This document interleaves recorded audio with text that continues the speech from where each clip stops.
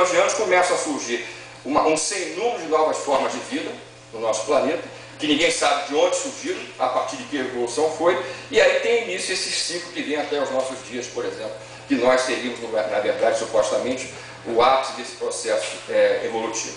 Nossa. O que acontece? Né?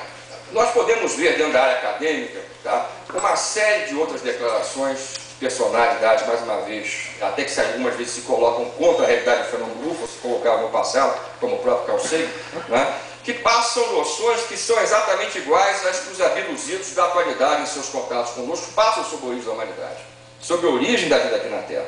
E vocês têm, por exemplo, uma página, um extrato de uma página do livro Cosmos, da década de 80, tá?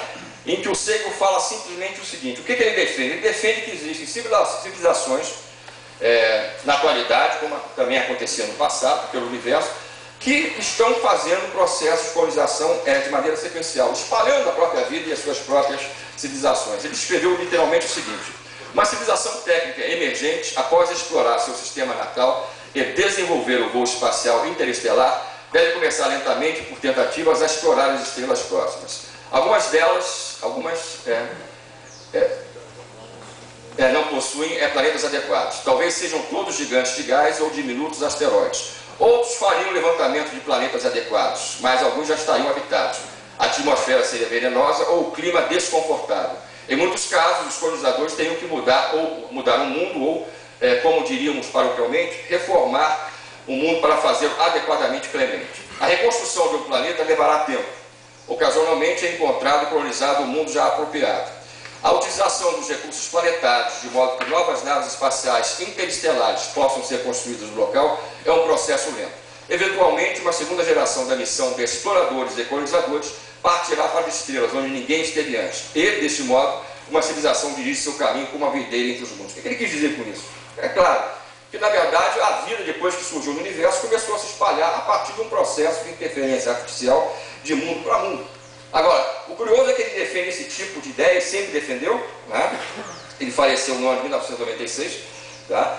Mas coloca a Terra totalmente apartada desse tipo de possibilidade. Nos livros dele vocês encontram coisas exatamente iguais a alguns conceitos que nós temos dentro da área da ufologia, só que ele sempre retira a Terra do jogo. Isso pode estar acontecendo no mundo, no universo inteiro, mas não aqui na Terra, ou ter acontecido. Próximo. Agora, o curioso, tá?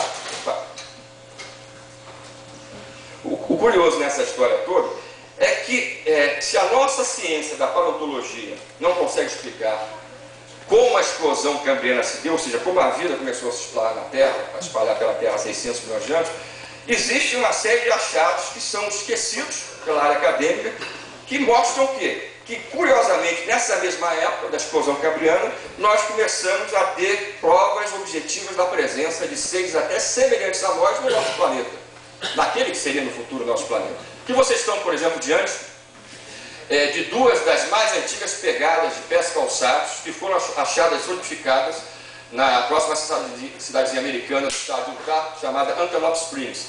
Ela foi deixada com sapatos ou botas semelhantes aos nossos atuais, inclusive em termos de tamanho, aproximadamente o tamanho 42 seria, no caso da mensuração aqui levada em conta no nosso país, e ela sofreu um processo de solidificação e preservação da mesma maneira que acontece com as pegadas de dinossauros pelo mundo afora.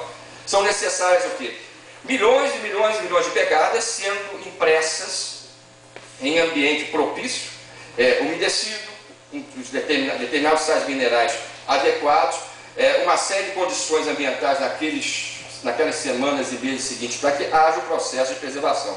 Ou seja, para a gente achar algumas dezenas dessas pegadas pelo mundo afora, na atualidade, para estudos petrificadas, tá? É necessário, ou melhor, foi necessário que milhões e milhões, para não falarmos de bilhões de outras pegadas, estivessem sendo deixadas. Ou seja, isso que vocês estão vendo não é a prova de um ser há 600 milhões ou 500 milhões de anos atrás aqui na Terra, que é a datação mais precisa dessas duas. Isso é evidência de uma presença não só de seres semelhantes a nós, já que usavam sapatos até do tamanho semelhante a qualquer um dos nossos aqui presentes, mas em grande escala. Tá? E o curioso é que nessa posição aqui, dessa pegada, isso serviu inclusive para a datação bem precisa do achado, foi encontrado um trilobita esmagado, petrificado também.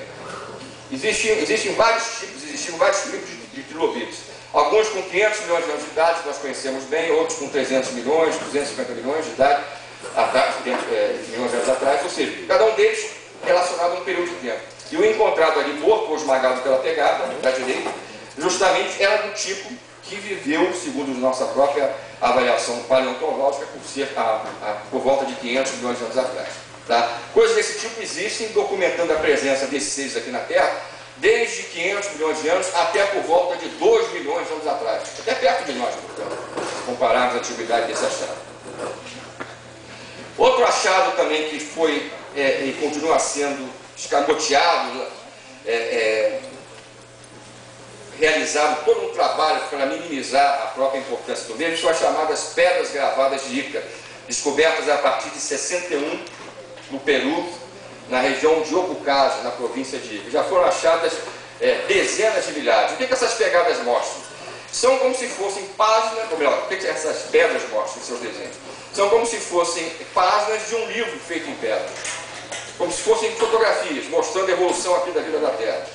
Essas representações nas pedras representam o quê? A evolução da vida aqui na Terra desde 405 milhões de anos atrás. 405 milhões de anos, até por volta de 2 milhões de anos, ou um pouco menos.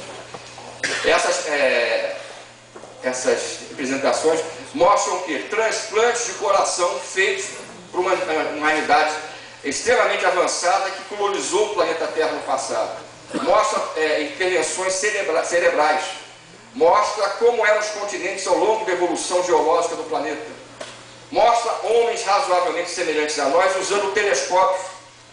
Bilhões de anos antes de Galileu criar a sua primeira luneta em 1610. Tá? Mostra, inclusive, a partir do seu próprio descobridor, o professor Javier Cabrera Darca, hoje falecido, que foi o responsável pela própria criação